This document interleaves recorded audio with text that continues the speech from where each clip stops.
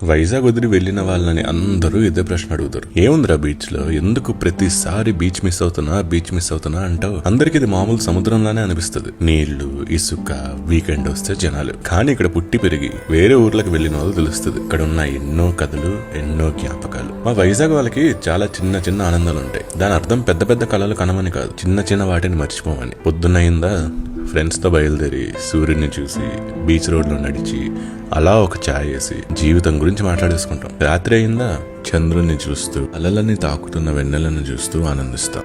ఇంక అర్ధరాత్రి అయిందా ఎవడన్నా పుట్టినరోజు ఉంటే సచ్చాడు, కేక్ కటింగ్ చేసి గోల గోల చేసి ఆ కేక్ ని అక్కడ క్లీన్ చేస్తున్న వర్కర్లకు కూడా ఇచ్చేస్తాం. దారిలో ఎంతో మంది కనబడతారు, ఒక్కొక్కరిది ఒక్కో కథ. కొంతమంది ఆనందాన్ని పంచుకోవడానికి వస్తారు, కొంతమంది బాధను మర్చిపోవడానికి వస్తారు. కొంతమంది ప్రపోజల్లు ఇక్కడే యాక్సెప్ట్ అయ్యాయి, కొంతమంది బ్రేకప్లు ఇక్కడే అయ్యాయి.